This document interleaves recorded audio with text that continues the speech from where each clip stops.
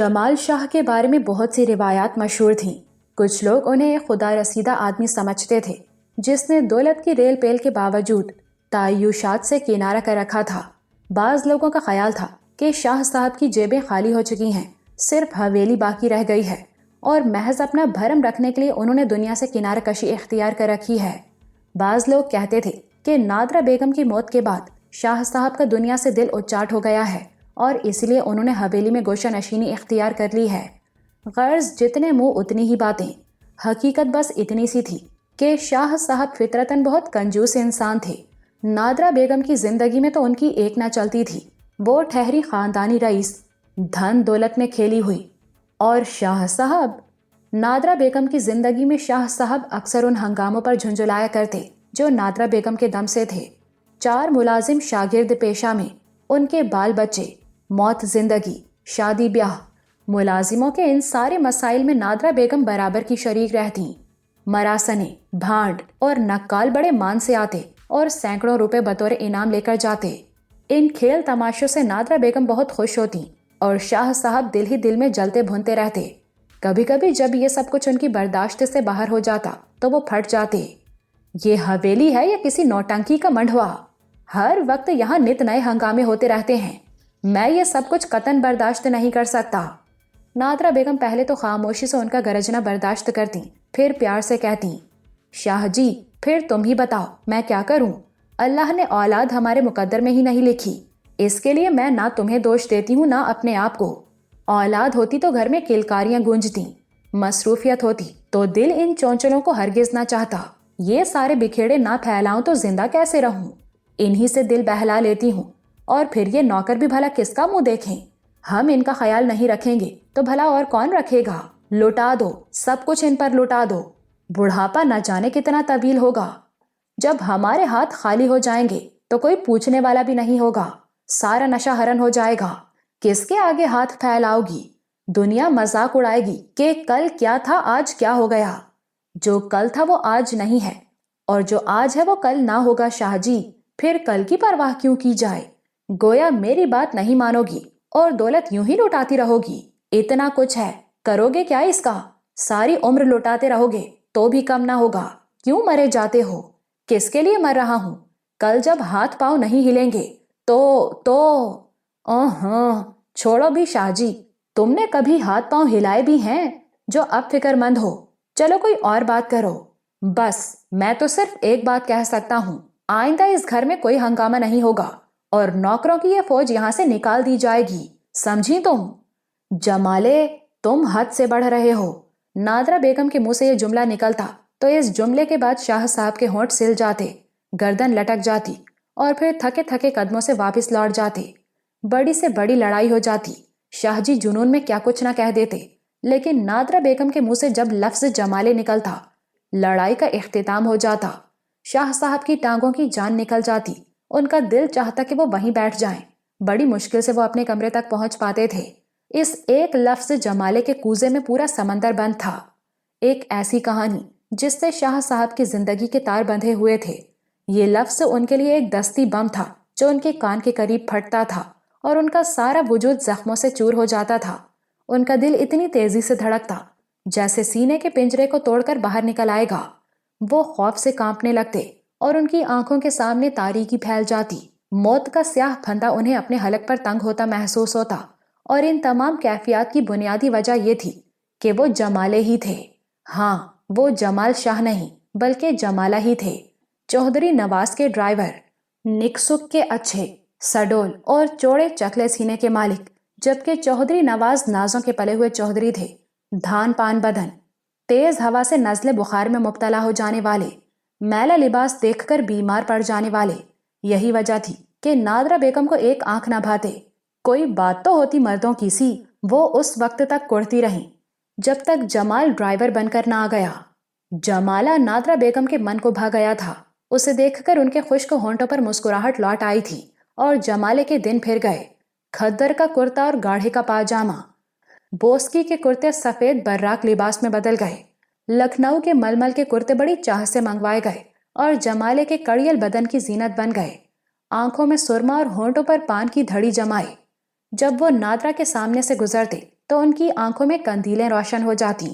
چودھری نواز چودھری تھے اور سب کچھ دیکھ رہے تھے، اور پھر جب ایک روز ضرورت سے زیادہ دیکھ لیا تو دیوار پر آویزاں تلوار کھینچ کر جمالے کی گردن پر ایک وار کیا۔ کامیاب ہو جاتے تو گردن ہی اتر جاتی۔ 1 ماہ اسپتال میں رہا اور نادرہ بیگم نے دن رات ایک کر دیا۔ اب وہ کھل کر آ گئی تھی چودھری صاحب کے مقابلے پر۔ عزت بچانا مشکل ہو گئی تھی چودھری صاحب کو۔ بیمار پڑ گئے، اور ایک تاریک اور سرد رات جب دم گھٹنے سے آنکھ کھلی تو جمالے اور نادرہ بیگم سر پر موجود تھے، اور ان کی گردن جمالے کے چوڑے ہاتھوں کے شکنجے میں دبی ہوئی تھی۔ ان کی نازک گردن بھلا اس گرفت کی تاب کہاں سے لاتی؟ منحنی سا بدن تڑپا اور پھر ساکت ہو گیا۔ بیماری کا سہارا لے کر موت کا اعلان کر دیا گیا، اور پھر بڑے تزک و احتشام سے تدفین بھی ہوئی۔ کسی کو کانو کان خبر نہ ہوئی کہ اصل واقعہ کیا تھا، لیکن دونوں کے دلوں میں چور تھا۔ ساری دنیا کی نگاہیں مشتبہ محسوس ہوتی تھیں۔ لوگوں کو دکھانے کے لیے ایک دوسرے سے دور ہی دور رہتے تھے۔ تھوڑے ہی دنوں میں دونوں نے محسوس کیا کہ اس حویلی میں وہ سکون سے نہیں جی سکیں گے۔ اس کے علاوہ نادرہ بیگم اگر ایک ڈرائیور سے نکاح کر لیں تو دنیا کی نگاہیں اٹھیں گی، لوگ سوچیں گے، اور ممکن ہے کہ کسی کی سوچ گہرائی اختیار کر جائے۔ چنانچہ دونوں نے فیصلہ کیا کہ یہ جگہ ہی چھوڑ دی جائے اور کسی اجنبی گوشے میں پناہ لی جائے۔ نادرہ بیگم بیوگی کا سوگ منا رہی تھیں۔ پروگرام کے تحت انہوں نے لوگوں کے سامنے واویلا شروع کر دیا کہ چودھری صاحب کے بغیر یہ حویلی کاٹنے کو دوڑتی ہے، اور اب وہ کہیں اور جا کر رہیں گی۔ ہمدردوں نے بہت دلاسے دیے، لیکن نادرہ بیگم نے کسی کی نہ سنی۔ جائیداد فروخت کر دی گئی، اور ساری دولت اکٹھی کرنے کے بعد ایک دن نادرہ بیگم چل دی۔ جمالہ بھی ساتھ تھا، لیکن بظاہر وہ بھی دوسرے ملازموں کی طرح علیحدہ کر دیا گیا، اور اس نے سفر بھی نادرہ بیگم کے ساتھ نہ کیا۔ پھر جب دونوں اس جگہ سے اتنی دور نکل آئے کہ کسی شناسہ کا شبہ تک نہ رہا تو دونوں یکجا ہو گئے۔ نادرہ بیگم نے جمالے سے نکاح کر لیا۔ وہ حویلیوں کی عادی تھیں، چنانچہ ملک کے ایک دور افتادہ علاقے میں ایک حویلی خرید لی، اور دونوں میاں بیوی اس میں مقیم ہو گئے۔ خاصی زندگی سکون سے گزر گئی تھی۔ جمالہ اب جمال شاہ بن گیا تھا، اور لوگ اسے اسی نام سے جانتے تھے۔ دونوں کی زندگی میں کوئی خوشگوار تبدیلی نہیں آئی تھی، اور حویلی اسی طرح خاموش تھی۔ بس اس خاموشی میں کبھی کبھار اس وقت شگاف پڑ جاتا جب کسی ملازم کے ہاں بچہ پیدا ہوتا یا کسی کی بیٹی یا بیٹے کی شادی ہوتی۔ نادرہ بیگم خوب خوشیاں مناتی، ناچ گانا ہوتا اور خوب رنگ جمتا۔ اس کے بعد پھر وہی خاموشی۔ جمال شاہ کو یہ ہنگامہ بالکل پسند نہیں تھا۔ انہوں نے زندگی میں تنگ دستی اور حسرت دیکھی تھی، اور جب دولت ملی تو وہ اس خوف کا شکار ہو گئے کہ کہیں یہ سب کچھ ختم نہ ہو جائے۔ اس کے علاوہ دل کا چور بھی ابھر آتا تھا، اور اس وقت ان کی حالت بری ہو جاتی تھی جب نادرہ بیگم انہیں غصے میں جمالہ کہہ کر مخاطب کرتی۔ انہیں یوں محسوس ہوتا جیسے ان کی گردن چودھری نواز کے شکنجے میں ہے اور اس پر ان کی گرفت تنگ ہوتی جا رہی ہے۔ لیکن ہر درد کی دوا ضرور ہوتی ہے۔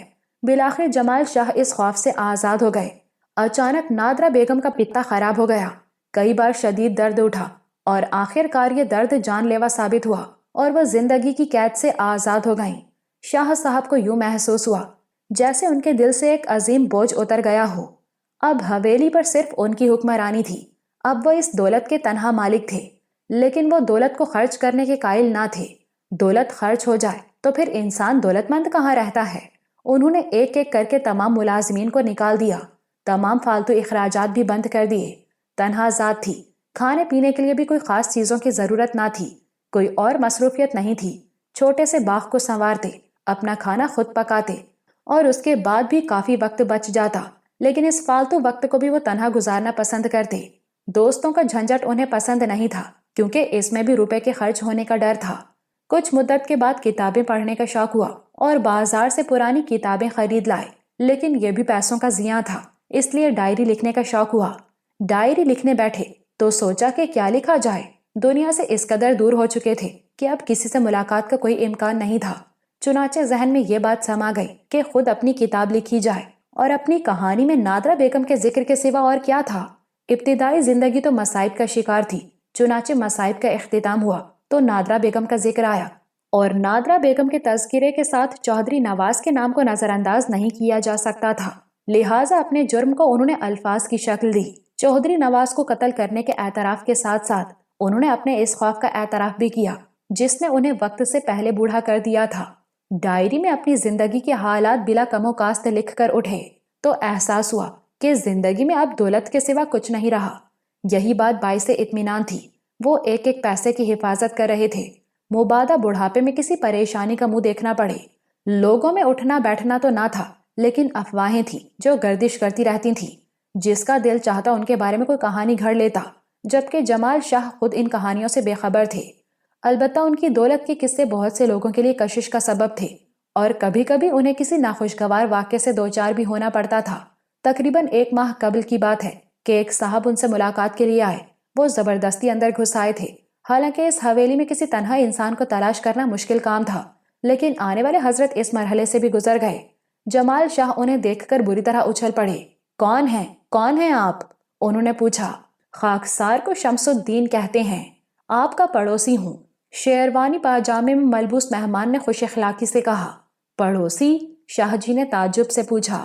جی ہاں، یہ لیجئے، پان نوش فرمائیے۔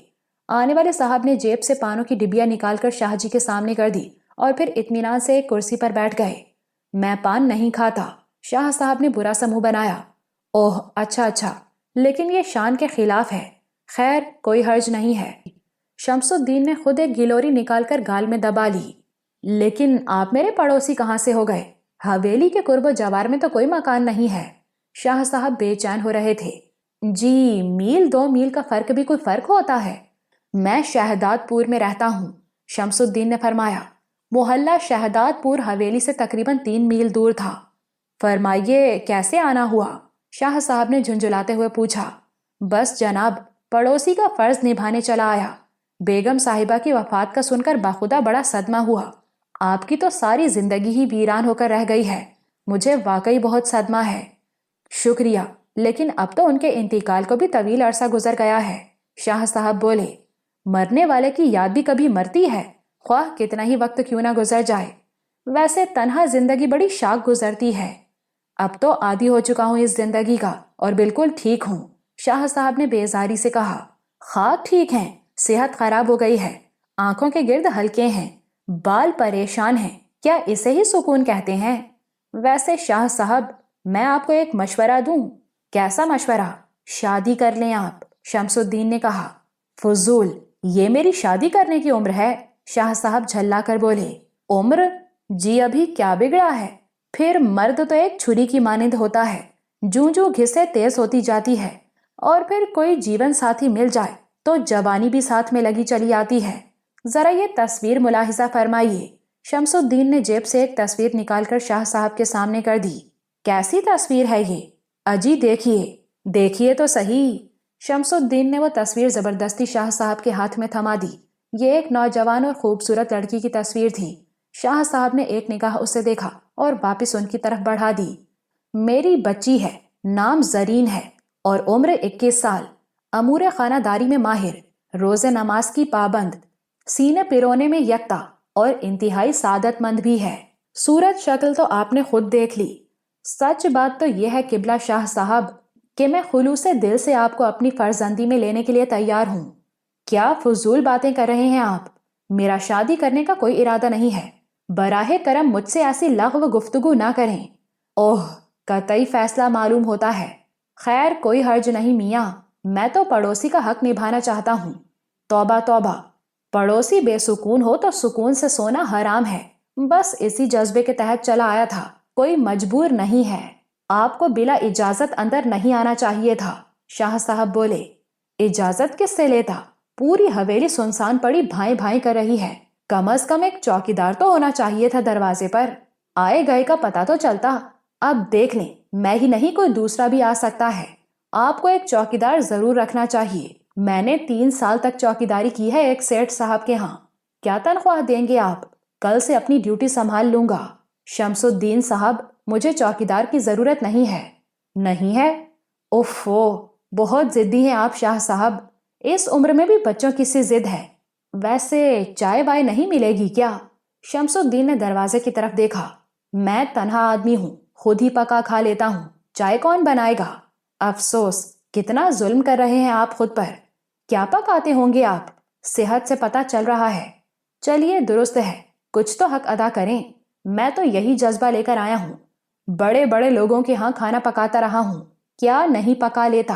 قورمہ، بریانی، نرگسی کوفتے، شاہی ٹکڑے، اور ہر چیز ایسی کہ انگلیاں چاٹتے رہ جاؤ۔ لیکن بھائی پہلے تنخواہ طے ہو جائے. میں کھری بات کرنے کا قائل ہوں. میری سمجھ میں نہیں آ رہا ہے کہ آپ کس قسم کے انسان ہیں. اپنے بارے میں ساری باتیں میں بھی سوچ سکتا ہوں، لیکن میں نے ان میں سے کسی شے کی ضرورت محسوس نہیں کی. شمس الدین صاحب، میں آپ کی اس نظر کرم کا ممنون ہوں، لیکن یقین کریں کہ مجھے شادی کی قطعاً خواہش نہیں اور نہ ہی باورچی یا چوکیدار کی ضرورت ہے. آپ کا بہت شکریہ. براہ کرم آپ جائیے، میں آرام کرنا چاہتا ہوں. گویا حد ہو گئی بد اخلاقی کی. میں تو کیا جذبہ لے کر آیا اور آپ کس طرح اس کی پذیرائی کر رہے ہیں. لا حول ولا قوت. خدا بد اخلاق پڑوسی سے واسطہ نہ ڈالے. میاں، بد اخلاق پڑوسی کے تو پڑوس میں رہنا بھی گناہ ہے. میں فوراً یہ مکان بدل لوں گا. لا حول ولا قوت. شمس الدین اٹھ کھڑے ہوئے، پھر شاہ صاحب کو گھورتے ہوئے باہر نکل گئے اور شاہ صاحب سر پکڑ کر بیٹھ گئے. بہرحال اس کے بعد شمس الدین نہ آئے. البتہ شاہ صاحب کو اپنی ڈائری کے لیے ایک دلچسپ واقعہ ضرور مل گیا. زندگی کے روز و شب اسی یکسانیت سے گزرتے رہے، لیکن ایک روز جب شاہ صاحب جاگے تو انہیں اپنے کمرہ خاص میں کچھ تبدیلی محسوس ہوئی. دروازہ بھی کھلا ہوا تھا. وہ سراسیمہ سے ہو کر چاروں طرف دیکھنے لگے. چیزیں غائب تھیں. الماری کھلی ہوئی تھی. وہ دیوانہ وار دوسرے کمرے کی طرف بھاگے، لیکن چور کی ہمت دوسرے کمرے میں جانے کی نہیں ہوئی اور وہ اسی کمرے تک محدود رہا تھا. شاہ صاحب کے حواس ساتھ چھوڑ گئے. وہ اس قیمتی سامان کی گمشدگی پر پریشانی میں تھے کہ کیا کریں. کیا پولیس کو اطلاع دیں؟ لیکن پولیس کے نام سے ہی ان کی روح کانپتی تھی.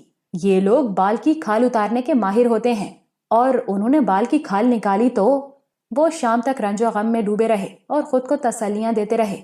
لیکن رات کو اس وقت ان کا سکون ہمیشہ کے لیے غائب ہو گیا جب وہ چوری کا واقعہ ڈائری میں درج کرنے بیٹھے. ڈائری اپنی جگہ پر موجود نہیں تھی. ان کی آنکھوں کے سامنے تاریکی پھیل گئی.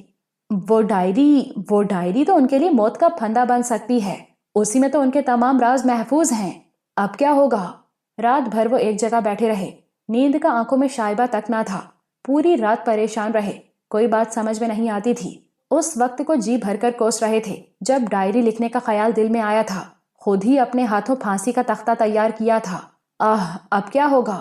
لیکن اس سوال کا کوئی جواب نہیں تھا. زندگی کو ایک اور روگ لگا بیٹھے تھے، لیکن کمان سے نکلے تیر واپس نہیں آتے. 3-4 دن گزر گئے. گزرے وقت کے ساتھ اضطراب کسی حد تک کم ہونے لگا تھا، لیکن ایک شام نتیجہ نکل ہی آیا. چوڑے چکلے بدن کا ایک خوشپوش نوجوان سگریٹ پیتے ہوئے اندر داخل ہو گیا. شاہ صاحب برآمدے میں نکل آئے اور اس کے قریب آنے کا انتظار کرنے لگے. میں جمال شاہ صاحب سے ملنا چاہتا ہوں، نوجوان نے کہا. شکل سے ہی وہ خطرناک آدمی معلوم ہوتا تھا. کیوں ملنا چاہتے ہو؟ شاہ صاحب نے پوچھا. ایک ذاتی کام ہے. میرا ہی نام جمال شاہ ہے. کام بتاؤ. واہ شاہ صاحب، آپ سے مل کر بڑی خوشی ہوئی. بہت چرچے سنے ہیں آپ کے. کیا آپ مجھے اندر آنے کے لیے نہیں کہیں گے؟ نہیں، شاہ صاحب بولے. آپ کی مرضی.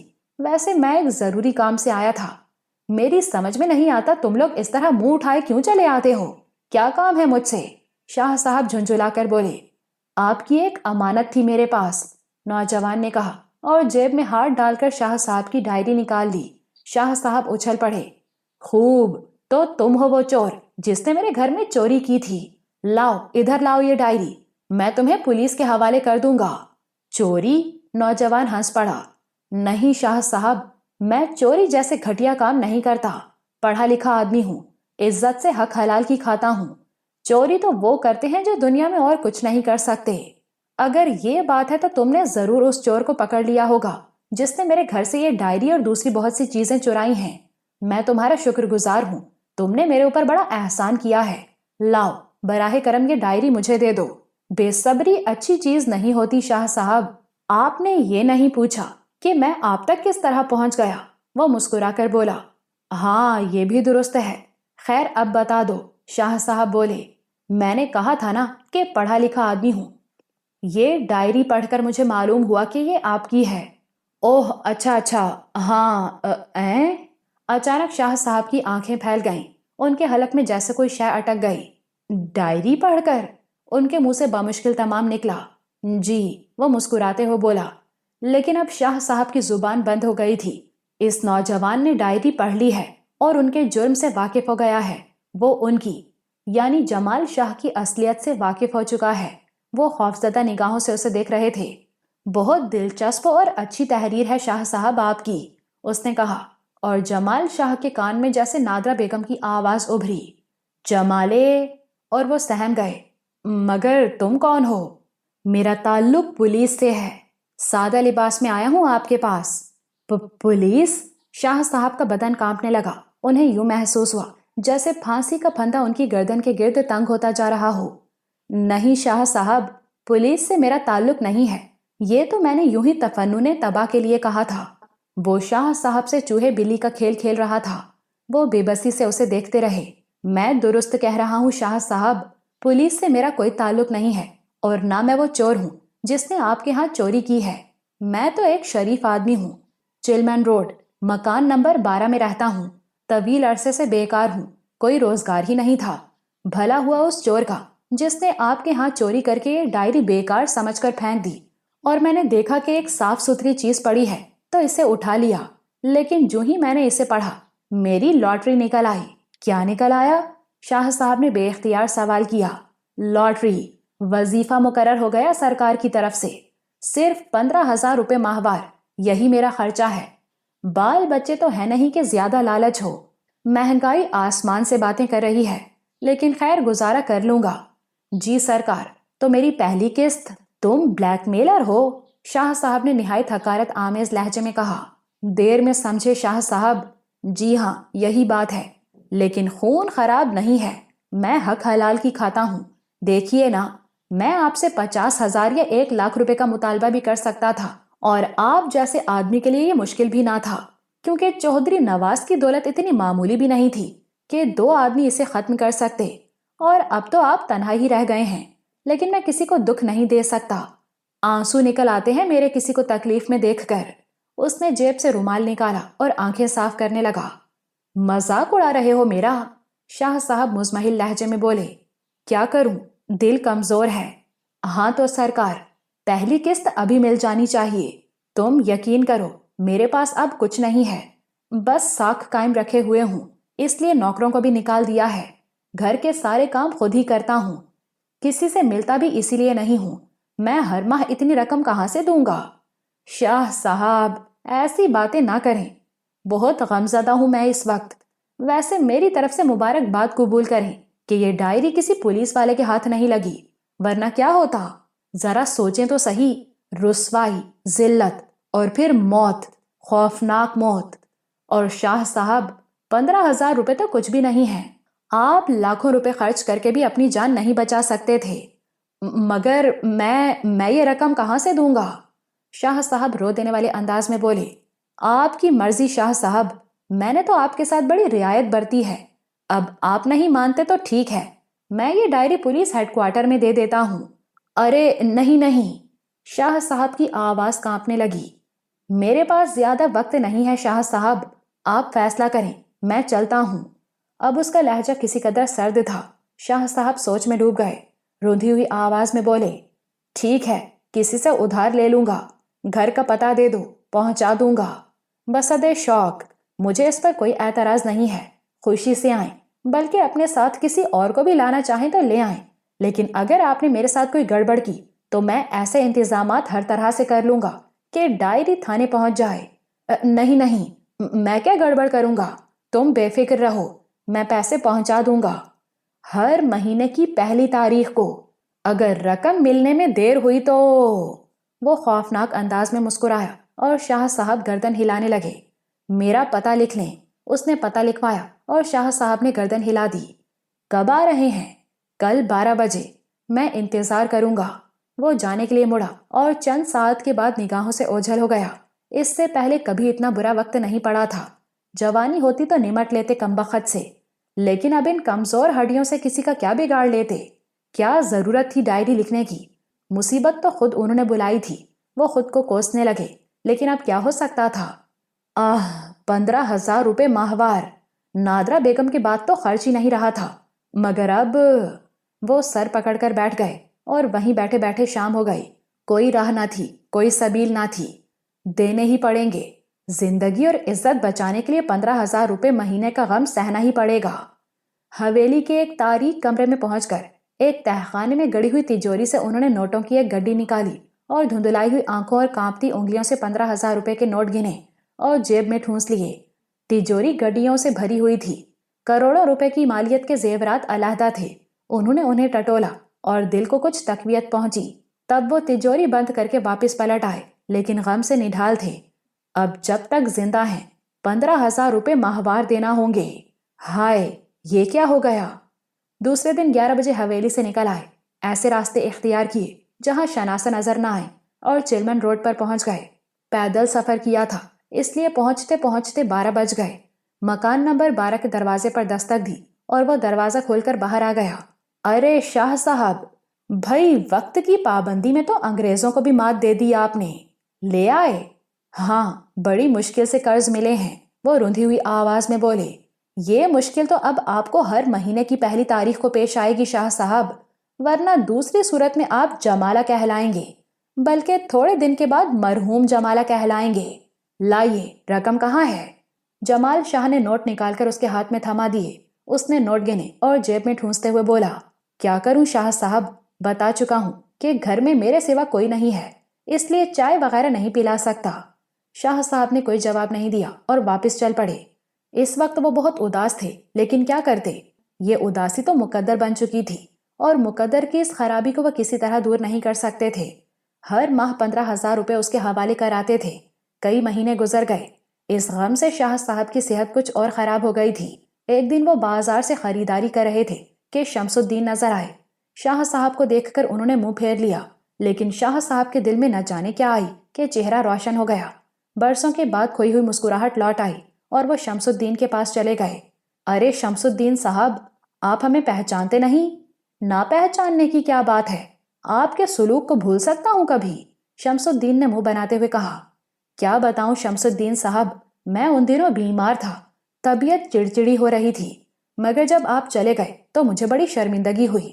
شاہ صاحب بولے، مگر اب کیا ہو سکتا ہے شاہ صاحب، میری بیٹی کی شادی ہو گئی ہے۔ لا حول ولا قوت۔ شمس الدین صاحب، ہمیں آپ کی بیٹی سے کوئی دلچسپی نہیں ہے، بلکہ بہت اچھا ہوا کہ آپ نے اس کی شادی کر دی۔ چوکیدار کی ضرورت ہوگی؟ ہرگز نہیں، وہ بولے۔ تو پھر باورچی کا کام دو گے؟ آخر بات کیا ہے؟ شمس الدین التفات کا راز جاننے کے لیے بے چین تھے۔ دیکھو شمس الدین، کیا آپ نے ہمارا پڑوس چھوڑ دیا؟ نہیں، کوئی مکان ہی نہیں ملا، مجبوری تھی، اور یہ اچھا ہی ہوا، ورنہ ہم آپ کو کہاں تلاش کرتے۔ لیکن خادم کی ضرورت کیوں پیش آئی شاہ صاحب؟ شمس الدین نے بے چین ہو کر سوال کیا۔ بس کچھ کام ہے، لیکن آپ کو ہمارے ساتھ گھر چلنا ہوگا، شاہ صاحب نے کہا، اور تھوڑی سی پس و پیش کے بعد شمس الدین راضی ہو گئے۔ شاہ صاحب انہیں اپنے ساتھ حویلی لے آئے، اپنے ہاتھ سے چائے بنا کر شمس الدین صاحب کو پلائی اور پھر مطلب کی بات پر آ گئے۔ بات یہ ہے شمس الدین صاحب کہ اس علاقے میں آپ کے علاوہ ہمارا کوئی شناسا، کوئی دوست نہیں ہے۔ اجی ہم تو دوستی کرنے ہی آئے تھے، آپ نے خود ہی بھگا دیا۔ میں بہت شرمندہ ہوں، لیکن یہ تو دیکھیے کہ جب کوئی مشکل پیش آئی تو ہماری نگاہ آپ کی طرف ہی اٹھی۔ اوہ کیا بات ہے، کیا مشکل پیش آئی ہے تمہیں؟ شمس الدین یکدم آپ سے تم پر اتر آئے۔ کیا کہیں شمس الدین صاحب، ایک نامعقول آدمی نے پریشان کر رکھا ہے، دھمکیاں دیتا رہتا ہے اور رقم مانگتا ہے۔ ہم تو زندگی سے عاجز ہیں، نہ جی سکتے ہیں نہ مر سکتے ہیں۔ ہم چاہتے ہیں کہ آپ ہماری مدد کریں، 2-4 ہزار روپے خرچ ہو جائیں، مگر ہمیں کسی طرح اس نامعقول سے نجات دلا دیں۔ بس اتنی سی بات ہے۔ کون ہے وہ بدبخت؟ 15 قتل کر چکے ہیں جوانی میں، مگر اب تو توبہ کر لی ہے، لیکن اپنا پرویز کس کام آئے گا؟ دیکھا ہے کبھی اسے؟ نہیں، اتفاق نہیں ہوا کبھی۔ شاہ صاحب نے انکار میں سر ہلایا۔ 6 فٹ کا جوان ہے، 12 انچ کا چاقو رکھتا ہے، مجال ہے کسی کی جو آنکھ ملا سکے اس سے؟ روب ہے پوری بستی پر، بس ذرا لالچی ہے، ممکن ہے 5-6 ہزار میں مان جائے، گردن اتار دے گا اس سالے کی۔ میں بھی یہی چاہتا ہوں، شاہ صاحب دانت پیس کر بولے۔ تو نکالو 1000 کا نوٹ، کل بات کرا دیں گے اس سے تمہاری، شمس الدین بولے۔ 1000 روپے؟ شاہ صاحب حیرت سے بولے، لیکن پھر 15,000 روپے کا خیال آ گیا اور انہوں نے جلدی سے 1000 کا نوٹ نکال کر انہیں دے دیا۔ بس سمجھو کام ہو گیا تمہارا، اور کوئی مشکل ہو تو بتاؤ، شمس الدین نوٹ جیب میں ڈالتے ہوئے بولے۔ نہیں، بس یہ کام کرا دو، بڑا احسان ہوگا شمس الدین، اما کہہ تو دیا کہ کام ہو گیا تمہارا، اب خوش ہو جاؤ۔ شمس الدین نے شاہ صاحب کو دلاسے دیے اور چلے گئے، لیکن انہوں نے رقم حلال کر دی۔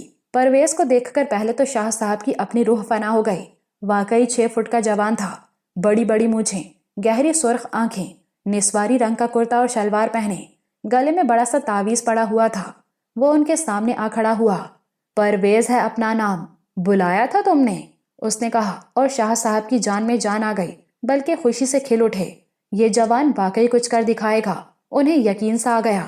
اچھا تو تم پرویز ہو، شمس الدین نے بھیجا ہے؟ ہاں، کام بتاؤ۔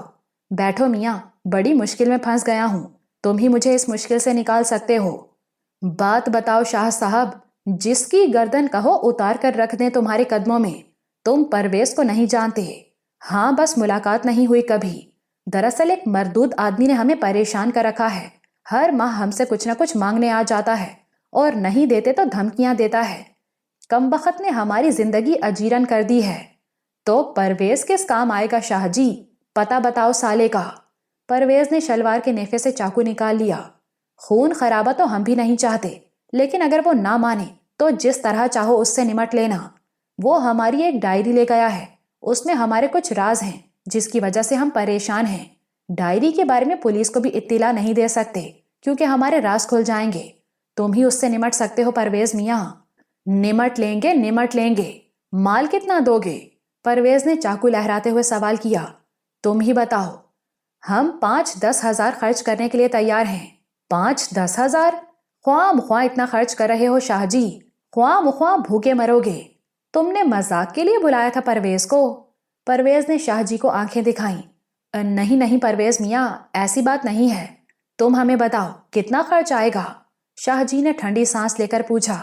دیکھو شاہ جی، ہم اس سے تمہاری چیز مانگیں گے اور اس سے کہیں گے کہ آئندہ تمہارے پاس نہ آئے۔ گھی سیدھی انگلی سے نہیں نکلے گا تو ٹیڑھی کر لیں گے۔ تمہاری جان ہمیشہ کے لیے چھٹ جائے گی، مگر رقم 50 ہزار ہوگی۔ ایک بار پھر شاہ جی کو چکر آ گیا۔ 50 ہزار یکمشت۔ دیر تک ان کی آنکھوں کے آگے اندھیرا چھایا رہا۔ پھر انہوں نے خود کو سنبھال کر پوچھا، کچھ رعایت نہیں کرو گے میاں؟ دمڑی کی نہیں، سمجھ لو، پرویز نے کاروباری انداز میں کہا۔ چند لمحوں تک شاہ جی نے نفع نقصان کا حساب لگایا اور پھر ان کے ہونٹوں پر مسکراہٹ پھیل گئی۔ انہوں نے آہستہ سے گردن ہلائی، لیکن ادائیگی کام ہونے کے بعد۔ ٹھیک ہے، ہمیں بھروسہ ہے۔ تو پھر کب؟ کل ہی لو۔ پتہ بتاؤ سالے کا، پرویز نے کہا، اور شاہ جی نے چلمن روڈ مکان نمبر 12 کا پتہ اسے بتا دیا۔ پتہ سن کر پرویز خاموشی سے واپس چلا گیا اور شاہ جی اپنے اس منصوبے پر بیٹھے مسکراتے رہے۔ کاش ہم ضعیف نہ ہوتے تو خود ہی بہت کچھ کر لیتے، لیکن عقل بڑی چیز ہے، پرویز اسے ضرور قتل کر دے گا، اور پھر… انہوں نے سکون کی سانس لی۔ گویا خرچ ہوئے 1000 روپے، مگر شمس الدین، ہم وہ بھی تم سے وصول کر لیں گے۔ تم بھی اس رقم کو ہضم نہیں کر سکو گے دوست۔ شاہ جی نے اپنے ذہن میں جو منصوبہ بنایا تھا وہ ہلدی پھٹکری کے بغیر ہی چوکھا رنگ لانے والا تھا۔ پرویز نے دروازے پر دستک دی اور شاہ جی کو بلیک میل کرنے والے نوجوان نے دروازہ کھول دیا۔ کیا بات ہے؟ اس نے اجنبی چہرہ دیکھ کر سوال کیا۔ تم رہتے ہو یہاں؟ ہاں۔ اور کوئی بھی رہتا ہے تمہارے ساتھ؟ کوئی نہیں، مگر تم… نوجوان نے اتنا ہی کہا تھا کہ پرویز اسے دھکا دے کر اندر گھس آیا اور پھر اس نے دروازہ بند کر لیا۔ جب وہ پلٹا تو اس کے ہاتھ میں چاقو لہرا رہا تھا۔ کیا نام ہے تمہارا؟ پرویز نے آنکھیں نکال کر پوچھا۔ نام کو چھوڑو، کام بتاؤ دوست۔ نوجوان ذرا بھی نہیں گھبرایا تھا۔ اندر چلو، کام میں بتاؤں گا، پرویز نے کہا، اور نوجوان اطمینان سے اندر کی جانب مڑ گیا۔ دونوں ایک کشادہ کمرے میں داخل ہو گئے۔ اپنا نام پرویز ہے، سنا ہے کبھی؟ کیوں نہیں، ہم ایک ہی راستے پر چلتے ہیں، پھر نام بھی نہیں جانیں گے؟ بیٹھو اور بتاؤ کیا پیو گے، چائے یا شربت؟ خون، پرویز نے کہا۔ میرا خون خراب ہے، ہضم نہیں ہوگا۔ نوجوان خوفناک انداز میں مسکرایا اور پرویز اسے گھورنے لگا۔ وہ بھاری تن و توش کا آدمی تھا اور بے خوف بھی تھا، چنانچہ پرویز کو ہوشیار ہونا پڑا۔ میرا معدہ بہت اچھا ہے، سب کچھ ہضم کر لیتا ہوں، پرویز نے کہا۔ مگر میرے خون کی پیاس کیوں لگ گئی تمہیں؟ شاہ جی کی ڈائری کہاں ہے؟ وہ میرے حوالے کر دو اور آئندہ ان کے گھر کی طرف رخ مت کرنا، سمجھے؟ پرویز نے غرا کر کہا اور نوجوان کے ہونٹوں پر مسکراہٹ پھیل گئی۔ خوب، تو یوں کہو شاہ جی کے بھیجے ہوئے ہو، کوئی خاص رشتہ ہے ان سے یا مال کی بات ہوئی ہے؟ نوجوان نے مسکرا کر پوچھا۔ تم اس کی پرواہ مت کرو، یہ میرا ذاتی معاملہ ہے۔ دیکھو پرویز، بات اگر صرف مال کی ہے تو جھگڑا مت کرو۔ جس آدمی کے لیے تم یہاں آئے ہو وہ نہایت کنجوس اور گندی ذہنیت کا مالک ہے۔ وہ کیا ہے تم نہیں جانتے، یقین نہ آئے تو آزما لو۔ کیا مطلب ہے تمہارا؟ پرویز نے اسے غور سے دیکھا۔ اگر مال کی بات ہے تو مجھے بتاؤ، کتنے میں سودا ہوا ہے تمہارا؟ 50,000 میں۔ بس اتنی سی رقم میں تم نے معاملہ طے کر لیا؟ بہت سیدھے آدمی ہو۔ یہ بتاؤ، اگر تمہاری مستقل آمدنی ہو جائے کم از کم 15,000 روپے مہینے کی، اور 10-20 سال تک کے لیے، بلکہ اس وقت تک جب تک شاہ جی زندہ ہیں، تو کیا ٹھیک نہ ہوگا؟ نوجوان کا لہجہ اب سنجیدہ ہو گیا تھا۔ وہ کیسے؟ پرویز نے قدرے حیرت سے پوچھا۔ میں ان سے 15,000 روپے ماہوار لیتا ہوں۔ آج سے تمہارے بھی 15,000 روپے ہو گئے۔ بات میں کر لوں گا۔ ویسے بھی وہ چالاک آدمی ہے، مگر ٹھہرو، کیا وہ تمہیں ادائیگی کر چکا ہے؟ نہیں، کہہ رہا ہے کہ کام ہونے کے بعد دے گا۔ تو دوست، اس کی نیکی اور شرافت کا تجربہ بھی کر لو۔ ایسا کرو، میری ایک قمیص لے جاؤ، میں اسے مرغی کے خون سے رنگے دیتا ہوں۔ تم اسے بتانا کہ تم نے مجھے قتل کر دیا ہے، اور پھر رقم مانگ کر دیکھ لینا، ممکن ہے دے دے۔ وہ رقم منافع میں رہے گی۔ کیا خیال ہے؟ نوجوان مسکرایا اور پرویز کچھ سوچنے لگا، پھر ہنس پڑا۔ واہ، اس طرح مجھے بیوقوف بنا کر نکل جانا چاہتے ہو؟ نہیں پرویز، غور کرو، اگر میں نکل بھی گیا تو آئندہ شاہ جی کے پاس تو نہیں جاؤں گا۔ اس طرح بھی تمہارا مقصد پورا ہو جاتا ہے۔ شاہ جی تمہیں رقم تو دے ہی دیں گے، اگر تھوڑا سا کام کر کے مستقل آمدنی کا انتظار کر لو تو کیا حرج ہے؟ نوجوان نے کہا، اور پرویز ایک بار پھر سوچ میں ڈوب گیا۔ پھر اس کے ہونٹوں پر مسکراہٹ پھیل گئی۔ تجویز اچھی ہے، لیکن اگر کوئی دھوکہ کیا تو یاد رکھنا۔ ہاں ہاں، یاد رکھوں گا، لیکن پرویز، میں تمہارے لیے جو کچھ کر رہا ہوں ایک دوستانہ جذبے کے تحت کر رہا ہوں، ورنہ میرے یار، اس لائن میں آنے کے بعد خالی ہاتھ تو کوئی بھی نہیں ہوتا۔ اس نے جیب سے پستول نکال کر اچھالتے ہوئے کہا، اور پہلی بار پرویز کو احساس ہوا کہ اس کی تقدیر اچھی ہے، ورنہ لینے کے دینے پڑ جاتے۔ اس نے گردن ہلائی اور بولا، اگر یہ بات ہے تو ٹھیک ہے، میں بھی اس دوستی کی قدر کروں گا۔ اب تم اپنا کام کرو اور مجھے خون آلود قمیص دے دو، اور ہاں، نام نہیں بتاؤ گے اپنا؟ نام تو میرا کچھ اور ہے، لیکن تم مجھے شہزاد کہہ کر پکار سکتے ہو، نوجوان نے کہا، اور پھر پرویز کے ساتھ مکان کے دوسرے حصے کی طرف چل دیا، جہاں ایک دڑبے میں مرغیاں کڑکڑا رہی تھیں۔ پرویز نے بنڈل کھول کر شاہ صاحب کے سامنے ڈال دیا، اور جمال شاہ خوف سے اچھل پڑے۔ یہ کیا ہے؟ وہ جس کام کا میں نے تم سے وعدہ کیا تھا، پرویز نے گردن اکڑا کر کہا۔ تو تم نے اسے قتل کر ڈالا؟ شاہ صاحب خوف سے کانپتے ہوئے بولے۔ ہاں، اس نے تمہاری چیز دینے سے انکار کر دیا تھا، میں نے جھگڑا ہی ختم کر دیا۔ مگر وہ ڈائری؟ جب وہی ختم ہو گیا تو ڈائری کس کے کام کی رہے گی؟ ارے مگر تم نے اس کے گھر کی تلاشی تو لی ہوتی۔ لی تھی، مگر نہیں ملی۔ اس نے کہا تھا کہ اگر میں نے اسے کوئی نقصان پہنچانے کی کوشش کی تو ڈائری پولیس تک پہنچ جائے گی۔ اس کی موت سے مجھے کیا فائدہ ہوا پرویز؟ مجھے تو ڈائری چاہیے۔ کیا تم اپنی بات سے پھرنا چاہتے ہو شاہ جی؟ تم نے پہلے مجھے یہ بات نہیں بتائی تھی، پرویز نے کڑکتے ہوئے کہا۔ ارے واہ، ایک تو خون کرائے ہو اور پھر میرا کام بھی نہیں کیا، میں تمہیں معاوضہ کس بات کا دوں؟ میں تو بس ڈائری چاہتا ہوں شاہ جی۔ میں ایک قتل اور بھی کر سکتا ہوں۔ پرویز نے پھنکارتے ہوئے اپنا چاقو نکال لیا، اور جمال شاہ کی آنکھیں خوف سے پھیل گئیں۔ تم مجھے قتل نہیں کر سکتے، میں پولیس کو اطلاع دے دوں گا، وہ ہکلائے۔ میری رقم نکالو شاہ جی، ورنہ… پرویز غرایا۔ یقین کرو پرویز میاں، پورے مکان کی تلاشی لے لو، میں کلاش آدمی ہوں، پھوٹی کوڑی نہیں ہے میرے پاس، بس یہ جیب میں کچھ روپے پڑے ہیں، میں 50,000 روپے کہاں سے دوں گا؟ مجھے مت مارو۔ وعدہ کیوں کیا تھا؟ پرویز مسکرایا۔ بس ڈائری حاصل کرنا چاہتا تھا۔ نکالو، کیا ہے تمہارے پاس؟ پرویز بولا، اور شاہ جی نے جیبیں خالی کر دیں۔ پھر وہ مسکراتے ہوئے بولا، درست ہے شاہ جی، تم سے وہی نمٹے گا، ٹھیک ہی کہتا تھا سالہ، اچھا ہی ہوا جو میں نے اس کی بات مان لی، ورنہ تمہارے گندے خون سے بھی ہاتھ رنگنا پڑتے۔ کون سی بات مان لی؟ شاہ جی نے چونک کر پوچھا۔ یہ بات وہ خود ہی تمہیں بتائے گا، میں تمہارا خون ضرور کر دیتا، مگر اس سے مجھے نقصان ہو جائے گا، پرویز نے کہا، اور مسکراتے ہوئے واپس پلٹ گیا، لیکن اس کے آخری الفاظ نے شاہ جی کو بے چین کر دیا تھا۔ 50,000 روپے ان کی کمر سے بندھے ہوئے تھے۔ ان کا خیال تھا کہ اگر پرویز نہ مانا تو پھر اسے یہ رقم دے ہی دیں گے، لیکن بلا ٹل گئی تھی۔ جہاں انہیں 50,000 بچ جانے کی خوشی تھی، وہیں پرویز کے الفاظ انہیں بے چین کر رہے تھے۔ خون آلود قمیص اب بھی ان کے سامنے پڑی تھی اور وہ اس قمیص کو پہچانتے تھے اور انہوں نے ایک بار اسے پہنے ہوئے بھی دیکھا تھا، لیکن پرویز کی اس بات کا کیا مطلب تھا کہ وہ خود ہی بتائے گا؟ جب وہ مر گیا تو اس بات کا مطلب دوسرے ہی دن سمجھ آ گیا جب وہ شاہ صاحب کی نشست گاہ میں داخل ہوا۔ شاہ صاحب اسے دیکھ کر دہشت سے اچھل پڑے۔ بھوت بھوت! وہ دہشت سے چیخے اور وہ ہنسنے لگا۔ نہیں شاہ جی، میں بھوت نہیں ہوں، زندہ ہوں اور آپ کے سینے پر مونگ ڈلنے کے لیے ہمیشہ زندہ رہوں گا۔ مگر پرویز نے تو مجھے قتل کر دیا تھا، یہ کہنا چاہتے ہیں نا؟ وہ پھر ہنس پڑا۔ نہیں کیا، شاہ صاحب گھٹی ہوئی آواز میں بولے۔ نہیں شاہ صاحب، وہ آپ کی طرح بیوقوف نہیں تھا۔ آپ نے وعدہ خلافی کی ہے شاہ جی، اس لیے آج میں مجبور ہوں کہ یہ ڈائری پولیس کے حوالے کر دوں۔ آپ کے پاس سے میں سیدھا پولیس اسٹیشن… نہیں، خدا کے لیے نہیں، میں شرمندہ ہوں، معافی چاہتا ہوں، مگر اس کمبخت نے تو تمہاری قمیص… ہائے، اس کا مطلب ہے کہ اس نے دھوکہ دیا ہے۔ معاف کر دو، بس ایک بار معاف کر دو۔ سوچ لیں شاہ جی، ویسے اب آپ کو اس کی زبان بھی بند کرنا پڑے گی۔ آپ نے جو غلطی کی ہے اس کی وجہ سے آپ کو اس ماہ سے 30,000 روپے دینے پڑیں گے، 15,000 اس کے اور 15,000 میرے، ورنہ آپ سمجھتے ہیں۔ خدا حافظ۔ شاہ جی اسے آوازیں دیتے رہ گئے لیکن وہ باہر نکل گیا۔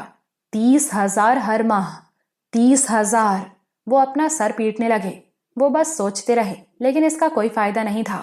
پہلی تاریخ آئی تو انہیں جھک مار کر 30,000 روپے کی خطیر رقم اس نوجوان کے ہاں پہنچانا پڑی، لیکن جب وہ یہ بھاری رقم دے کر واپس آ رہے تھے تو گہری سوچ میں ڈوبے ہوئے تھے۔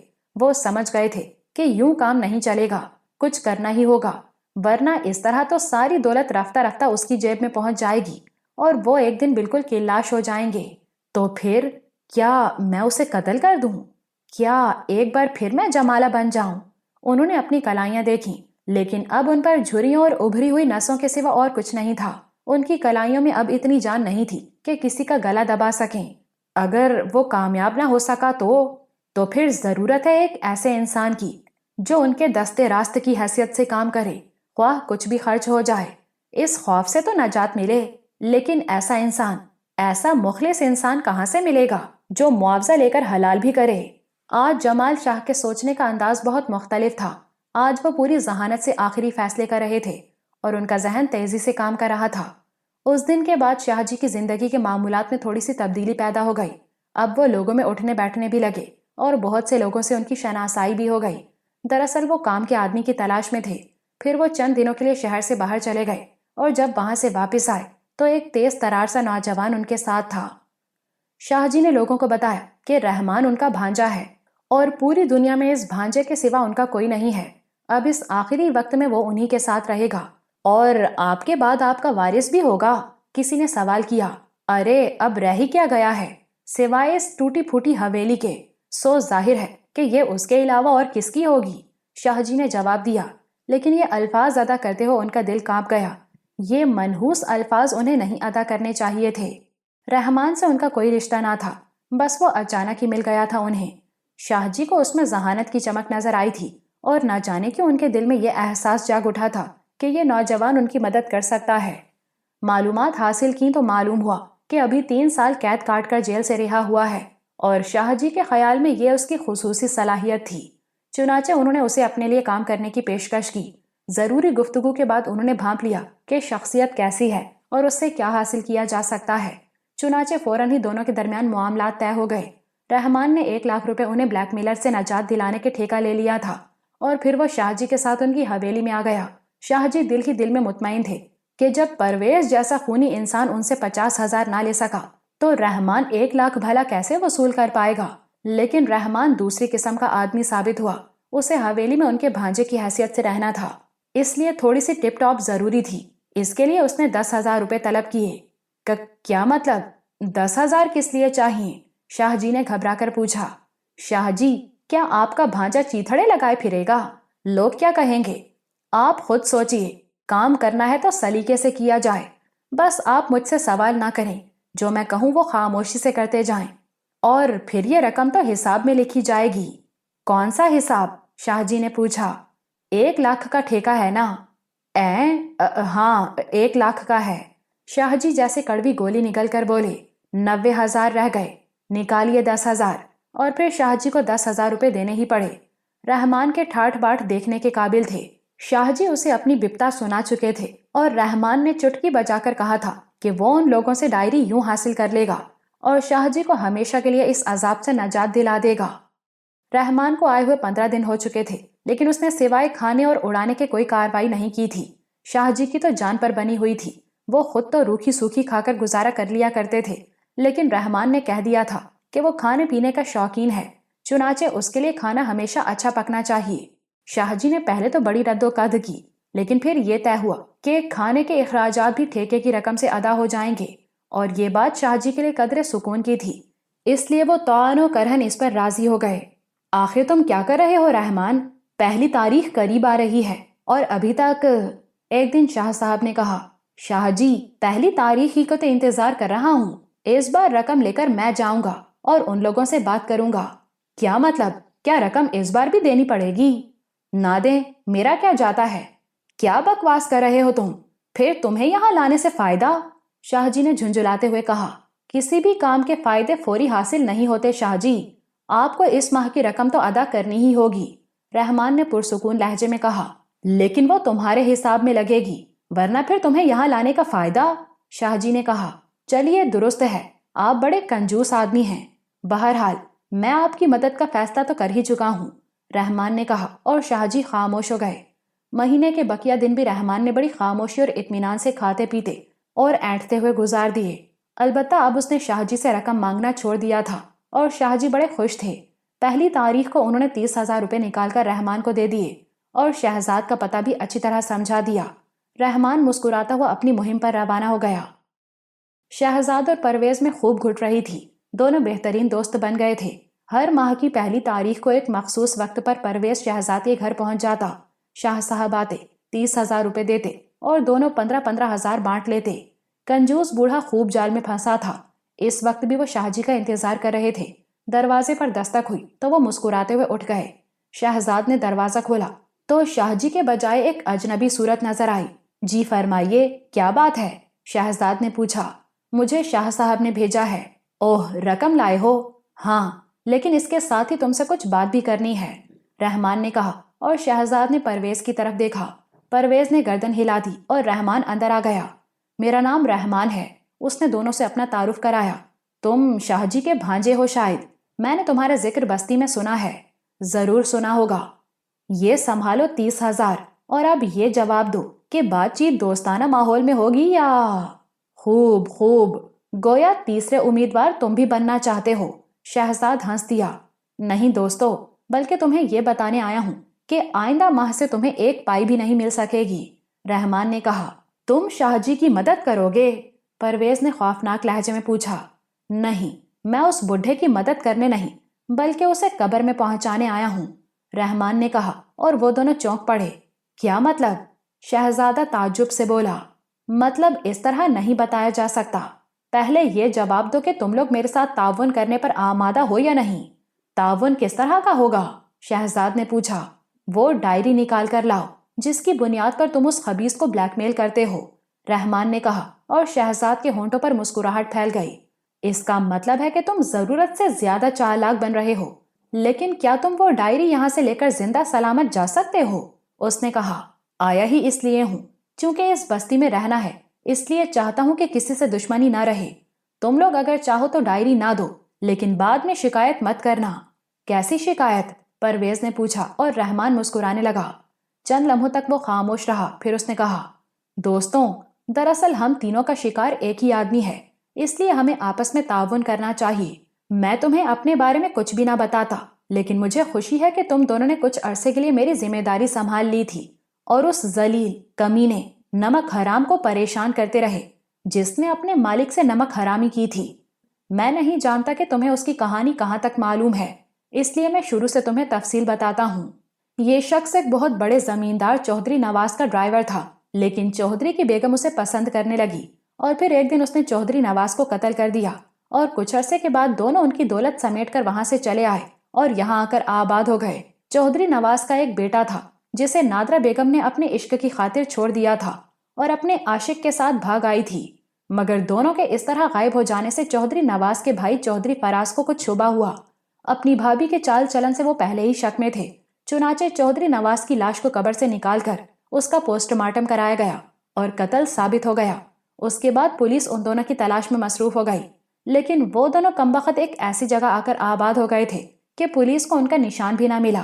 طویل عرصے تک پولیس ان کو تلاش کرتی رہی اور پھر اس قتل کی فائل بند ہو گئی، لیکن چودھری نواز کا بیٹا اپنے باپ کے قاتل کو نہ بھول سکا۔ اس کی زندگی کا ایک ہی مقصد تھا، انہیں تلاش کرے اور ان سے انتقام لے۔ جوں جوں وہ جوان ہوتا گیا اس کی کوششیں تیز ہوتی گئیں اور پھر کچھ عرصہ قبل اسے ڈرائیور جمال شاہ کی ایک بہن کے بارے میں معلوم ہوا اور وہ اس کے پاس پہنچ گیا۔ جمال شاہ کی بہن سے اسے معلوم ہوا کہ کئی برس پہلے ایک بار جمال شاہ اس سے ملنے کے لیے آیا تھا اور اب بھی کبھی کبھی اس کے خط آ جاتے ہیں، لہٰذا اس نے وہ تمام خطوط قبضے میں کیے اور انہی کے ذریعے اسے جمال شاہ کے بارے میں معلوم ہو گیا۔ تب وہ اس کے بھانجے کی حیثیت سے اس کے پاس آ گیا اور ثبوت کے طور پر جمال شاہ نے اپنی بہن کو جو خط لکھے تھے وہ پیش کر دیے۔ جمال شاہ اپنے بھانجے کو نہیں پہچانتا تھا، اس لیے صرف ان خطوط کی بنیاد پر اس نے اسے اپنا بھانجا تسلیم کر لیا۔ رحمان بیچ میں دم لینے کو رکا۔ شہزاد اور پرویز کے چہروں پر عجیب سے تاثرات تھے۔ تب پرویز بے اختیار بول پڑا، وہ بھانجا، میرا مطلب ہے چودھری نواز کے بیٹے تم ہو؟ ہاں دوستوں، وہ میں ہی ہوں۔ میں نے جمال شاہ کے بارے میں چھان بین شروع کر دی اور اسی دوران جمال شاہ نے بتایا کہ وہ ایک بلیک میلر کی مصیبت میں گرفتار ہے۔ اس نے مجھے ڈائری کی کہانی بھی سنا دی اور میں خوشی سے اچھل پڑا۔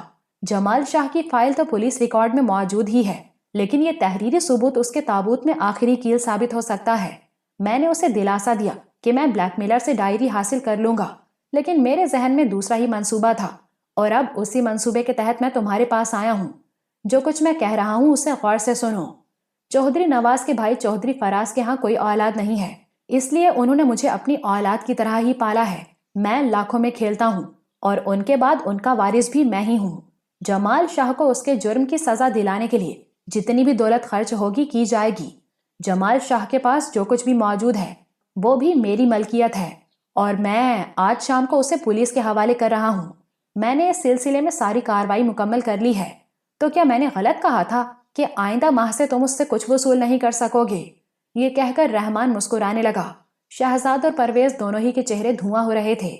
میں اگر چاہوں تو تم دونوں کو جمال کے ساتھیوں میں شامل کر سکتا ہوں، لیکن میری تم سے کیا دشمنی ہے؟ تم نے تو میری غیر موجودگی میں اسے ستانے کا نیک کام کیا ہے اور میں تمہیں اس کا صلہ دینا چاہتا ہوں۔ صلہ؟ دونوں بیک آواز بولے۔ ہاں، ڈائری میرے ہاتھ فروخت کر دو، وہ جمال شاہ کے خلاف بہترین ثبوت ہوگی۔ میں اس ثبوت کی قیمت تمہیں 50,000 روپے دے سکتا ہوں۔ تم جانتے ہو ڈائری کے بغیر بھی جمال شاہ کی گردن پھنسی ہوئی ہے۔ پوری بستی اس بات کی گواہی دے گی کہ نادرا بیگم اور جمال شاہ یہاں آ کر آباد ہوئے تھے اور پھر اس کے خلاف دوسرے بے شمار ثبوت بھی موجود ہیں، لیکن اگر چاہو تو خود اس کے ہاتھ سے لکھے ہوئے اعترافات بھی میرے ہاتھ فروخت کر دو۔ بولو، اب تمہارا کیا جواب ہے؟ ہم تیار ہیں، دونوں نے بیک وقت کہا۔ تو جاؤ، ڈائری لے آؤ، ادائیگی بھی اسی وقت ہو جائے گی، رحمان نے کہا اور شہزاد جلدی سے اٹھ گیا۔ تھوڑی دیر کے بعد اس نے ڈائری لا کر رحمان کے سامنے رکھ دی اور رحمان نے اسے دیکھنے کے بعد جیب سے نوٹوں کی ایک گڈی نکالی اور اس کے سامنے ڈال دی۔ گن لو، پورے 50,000 ہیں۔ 10 منٹ بعد رحمان بڑے دوستانہ انداز میں شہزاد اور پرویز سے رخصت ہوا۔ تھوڑی دیر بعد وہ جمال شاہ کی حویلی میں داخل ہوا تو جمال شاہ نے بے چینی سے اسے دیکھا۔ ملاقات ہوئی؟ ہاں، میرے داؤ خالی نہیں جاتے۔ تم نے انہیں آخری بار یہ رقم دی ہے شاہ صاحب، آئندہ وہ کبھی تم سے کچھ نہیں مانگیں گے، رحمان نے کہا اور شاہ جی کا چہرہ خوشی سے کھل اٹھا۔ کیا کہہ رہے ہو تم؟ جو کہہ رہا ہوں شاہ جی وہ حرف بہ حرف درست ہے، لیکن ڈائری کا کیا ہوگا؟ کل تمہیں واپس مل جائے گی۔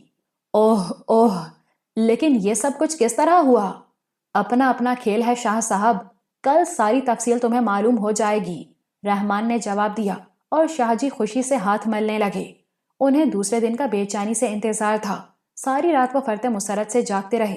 پھر دوسرے دن ناشتے کے بعد انہوں نے رحمان سے پوچھا، ڈائری کب مجھے واپس ملے گی رحمان؟ جب تم کہو جمال شاہ صاحب، میرا کام ختم ہو گیا ہے اور آج میں جا رہا ہوں۔ اوہ لیکن ڈائری، شاہ جی بولے، اور رحمان نے جیب میں ہاتھ ڈال کر ڈائری نکالی اور ان کے سامنے رکھ دی۔ شاہ صاحب کو یوں محسوس ہوا جیسے ان کے دل کی دھڑکن بند ہو جائے گی۔ انہوں نے اس منحوس ڈائری کو اٹھا لیا جس نے انہیں کنگال کر دیا تھا، جس نے انہیں سولی پر لٹکا دیا تھا۔ خوشی سے ان کے پیٹ میں سانس نہیں سما رہا تھا۔ آج تو زمانے بھر کی خوشیاں ان کے حصے میں آ گئی تھیں۔ رحمان نے بہت سے نوٹ نکال کر ان کے سامنے ڈال دیے۔ یہ کیا؟ انہوں نے حیرت سے پوچھا۔ آپ کی وہ رقم جو آپ نے ان بلیک میلروں کو دی تھی۔ کتنی رقم دی تھی آپ نے آج تک انہیں؟ تقریباً 1 یا 1.5 لاکھ، شاہ جی بولے۔ پورے 1.5 لاکھ ہیں، گن لیں، اور ہاں میرا حساب بھی کر دیں۔ اوہ تم تو جادوگر ہو رحمان، تم نے وہ کر دکھایا ہے جو کوئی نہ کر سکا تھا۔ مگر یہ سب ہوا کیسے؟ یہ سب، شاہ صاحب نوٹ سمیٹتے ہوئے بولے۔ بس اپنا اپنا کھیل ہے شاہ صاحب، اب آپ میرا حساب کر دیں۔ ہاں ضرور کرو۔ 10,000 روپے کے تم نے کپڑے بنوائے، بولو ہاں۔ ہاں، رحمان نے گردن ہلائی۔ 10,000 کھانے پینے میں خرچ ہوئے، بولو ہاں، اور رحمان نے اعتراف کیا۔ 20,000 روپے تم کل لے گئے تھے ان کے لیے، وہ رقم اس 30,000 سے علاوہ تھی۔ درست ہے، رحمان سکون سے بولا۔ کل ہوئے 70,000 روپے اور تمہارے رہ گئے 30,000 روپے۔ درست ہے، آپ مجھے 30,000 روپے دے دیں، رحمان نے جواب دیا۔ یہ لو اپنی رقم، تمہاری بڑی مہربانی ہوگی، میں بوڑھا آدمی ہوں، ہاتھ پیر تو ہلا نہیں سکتا، جو کچھ رہ گیا ہے اسی میں گزارا کرنا ہے۔ شاہ جی لجاجت سے بولے۔ ٹھیک ہے شاہ صاحب، 30,000 ہی دے دیں۔ رحمان راضی ہو گیا اور شاہ جی نے نہایت دکھی دل سے 1.5 لاکھ کی رقم سے 30,000 نکال کر رحمان کے حوالے کر دیے۔ رحمان نے نوٹ جیب میں رکھے اور اٹھ گیا۔ تو اب مجھے اجازت دیں شاہ صاحب، میرا کام ختم ہو گیا، اس نے کہا، اور شاہ جی اٹھ کھڑے ہوئے۔ رحمان کے ساتھ وہ اس کمرے میں آئے اور رحمان نے اپنا سوٹ کیس اٹھایا۔ شاہ جی بڑے پرتپاک انداز میں اسے حویلی کے دروازے تک چھوڑنے آئے۔ رحمان کے جانے کے بعد انہوں نے جیب میں رکھی ہوئی ڈائری اور نوٹوں کو تھپ تھپایا اور ان کے بدن میں مسرت کی لہریں اٹھنے لگیں۔ کمبخت 30,000 اور لے گیا۔ خیر کوئی بات نہیں، انسان سے کبھی کبھی ایسی غلطی ہو جاتی ہے کہ اسے بڑا نقصان اٹھانا پڑتا ہے۔ وہ یہی سوچتے سوچتے حویلی کے اس کمرے کی طرف بڑھے جہاں ان کی تجوری زمین میں دفن تھی۔ زیادہ رقم جیب میں رکھنا خطرناک ہوتا ہے، انہوں نے سوچا، اور تجوری کھولی۔ لیکن تجوری اتنی تاریک کیوں ہے؟ اس میں تو سفیدی جگمگاتی تھی۔ انہوں نے آنکھیں پھاڑ پھاڑ کر دیکھا اور پھر جھک کر تجوری میں ہاتھ ڈال دیا۔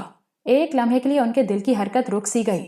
ان کا ہاتھ تجوری کے خالی پیندے سے ٹکرایا۔ انہوں نے تیزی سے ہاتھ ادھر ادھر مارا، لیکن پھر پوری تجوری میں سے صرف ایک چیز ملی، اور وہ تھا ایک لفافہ۔ ہاتھ لفافہ اٹھا کر باہر آ گیا، لیکن حالت اس قابل نہ تھی کہ لفافہ کھول سکتے۔ دیر تک وہ لفافہ لیے بیٹھے رہے، کلیجہ منہ کو آتا تھا۔ نہ جانے کتنے لمحوں کے بعد انہوں نے لفافہ کھولا، اپنی جگہ سے کھسکے اور زمین پر گھسٹتے ہوئے روشنی میں آ گئے۔ پاؤں اس قابل نہیں تھے کہ کھڑے ہو سکتے۔ اندر سے نکلنے والے پرچے کی تحریر مشکل ہی سے پڑھی گئی۔ شاہ جی، میں آپ کا سچا ہمدرد ہوں۔ آپ کو یہ بات ماننی پڑے گی کہ اس بے پناہ دولت نے آپ کی زندگی اجیرن کر رکھی تھی۔ ہر کوئی اس کی وجہ سے آپ کو ستاتا تھا۔ یہ آپ کی سب سے بڑی دشمن تھی۔ اس لیے ان دونوں بلیک میلروں کے ساتھ ساتھ میں آپ کو آپ کے اس دشمن سے بھی نجات دلا رہا ہوں۔ ڈائری آپ کے پاس آ گئی ہے، اسے فوراً تلف کر دیں تاکہ اس کے بعد اطمینان سے جی سکیں۔ دیکھ لیجئے، آپ کو اس تیسرے دشمن سے نجات دلانے کا میں نے کوئی معاوضہ طلب نہیں کیا۔ جو رقم آپ کے پاس ہے اس سے آپ زندگی کے بقیہ دن سکون سے گزار سکتے ہیں، اور اب آپ کی زندگی ہی بھلا کتنی رہ گئی ہے۔ امید ہے آپ جب تک زندہ رہیں گے میرے احسان مند رہیں گے۔